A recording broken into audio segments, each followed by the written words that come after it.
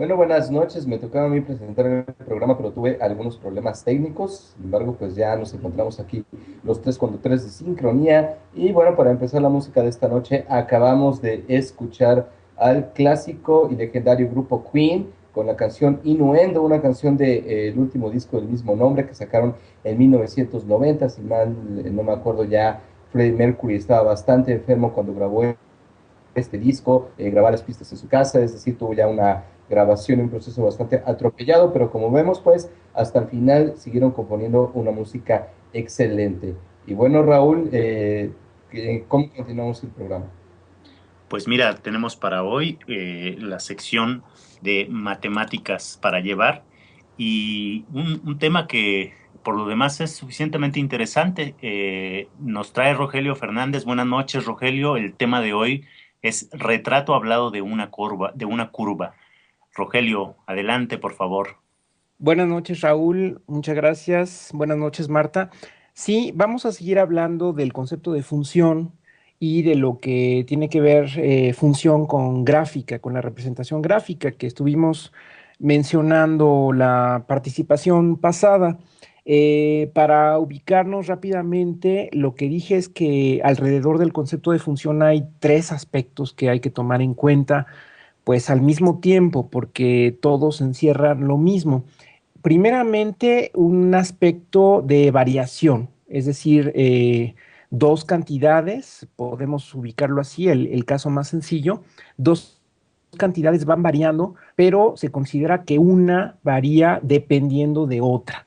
Y ahí podemos, por ejemplo, concebir un movimiento, es, digamos, lo más accesible.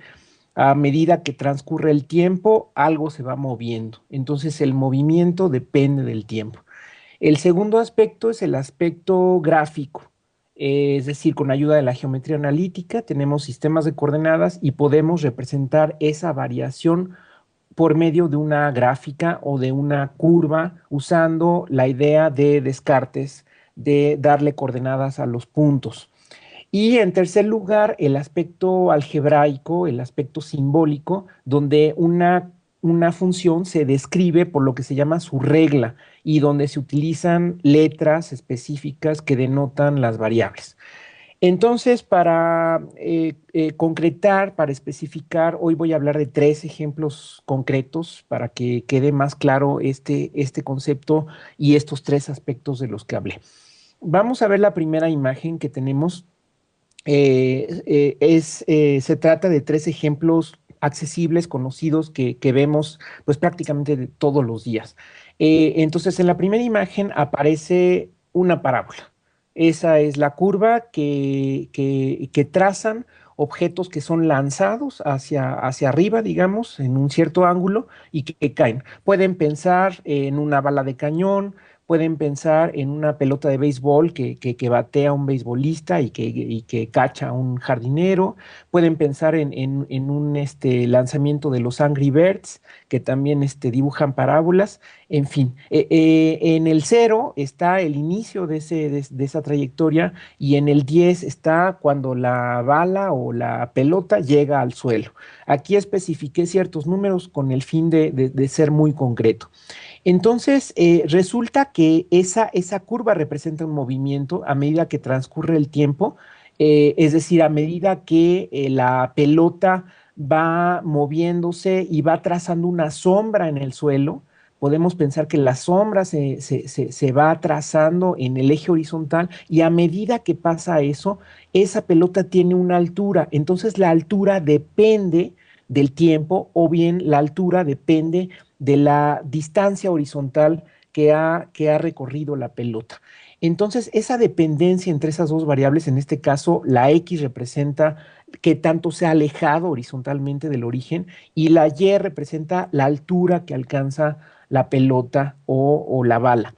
Esto está expresado por medio de una ecuación, que es la que tenemos abajo a la derecha, que dice y igual a 2x menos x cuadrada sobre 5.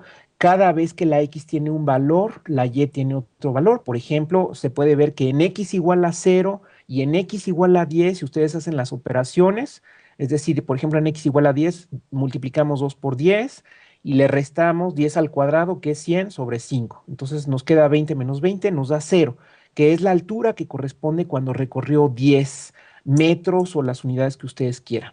Y está el punto, otro punto interesante es cuando recorrió la mitad, 5 está en lo que se llama el vértice, es decir, la altura máxima. Y arriba simplemente estoy repitiendo casi la ecuación, pero con esta idea de que es una función que depende de x. ¿Qué cosa? La altura de la pelota es una función que depende de x y eso se escribe como f, paréntesis x, y se lee como f de x. Y eso es la regla que marca esa función. Pasamos al siguiente ejemplo, que es la segunda imagen. En la segunda imagen, entonces, tenemos un círculo, un círculo. Vamos a pensar que ese punto azul o ese rayo que parte del origen, como si fuera un disco que está dando vueltas, y hay un punto marcado en la orilla del disco que va dando vueltas, podemos decir, en el sentido contrario de las manecillas del reloj. A medida que va dando vueltas, va formando un cierto ángulo, que es el que estoy llamando como T, que se mide desde la parte derecha del eje horizontal en el sentido contrario de las manecillas del reloj. Entonces, bueno, hay ciertas funciones trigonométricas, aquí estamos hablando del seno y el coseno, que simplemente consideren que se definen tal cual como el coseno, lo que es el cateto horizontal del triángulo rectángulo que está ahí, es decir, la sombra, la distancia que tiene la sombra horizontal del objeto, del punto, de la pelota que está girando con el disco. Y por otro lado, el seno de ese ángulo se define como el cateto vertical, es decir, la altura que tiene el punto, de tal manera que de acuerdo a la geometría analítica, ese punto tiene dos coordenadas, coseno de t y seno de t. Entonces, en la parte superior izquierda vemos de nuevo una regla de correspondencia que es de una función que depende del ángulo t, que también se puede considerar como tiempo, como que transcurre el tiempo, y que le asocia a cada tiempo una posición del punto que está marcada con toda precisión con esas dos coordenadas que van variando precisamente a lo largo de la trayectoria circular. Y por último, vamos a ver, el tercer ejemplo es el de la imagen de una hélice, así se llama esta curva, que simplemente es un resorte.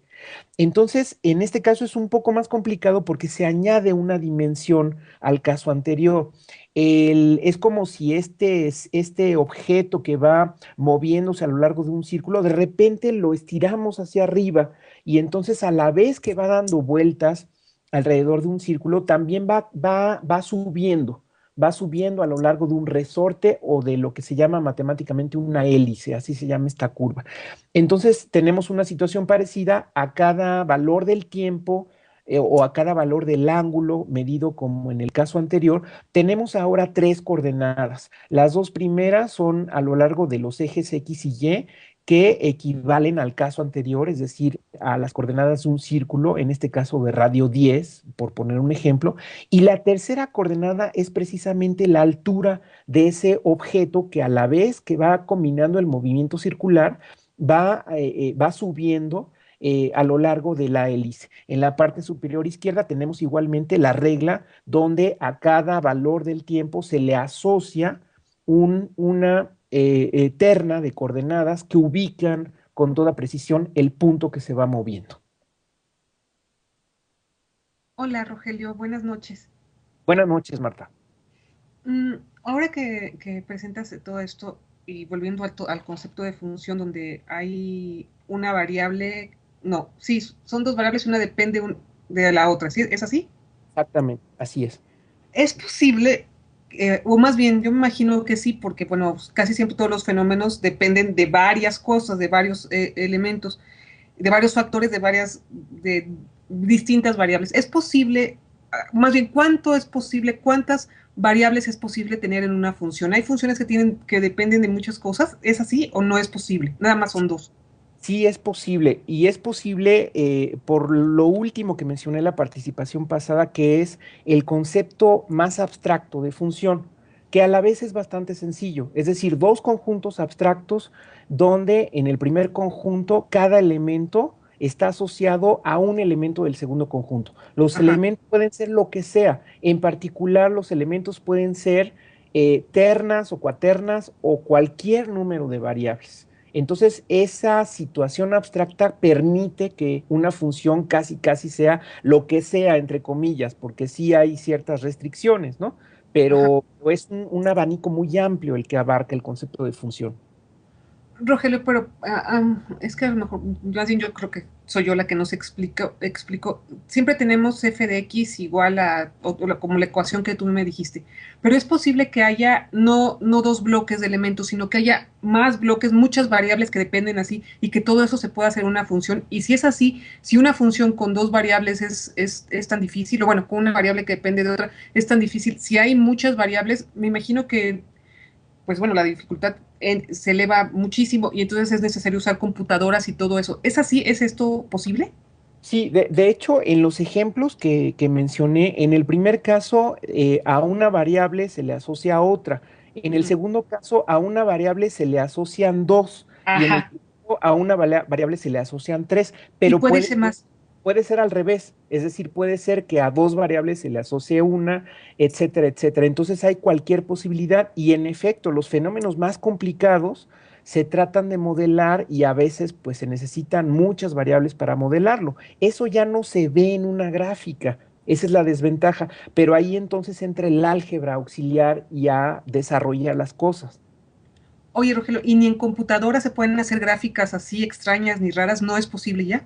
Ya nosotros en este planeta al menos nada más vemos tres dimensiones, Ok. tres dimensiones. Si acaso la cuarta podemos pensar que es el tiempo que transcurre, pero la verdad es tres dimensiones. Entonces todo lo demás lo hace el álgebra.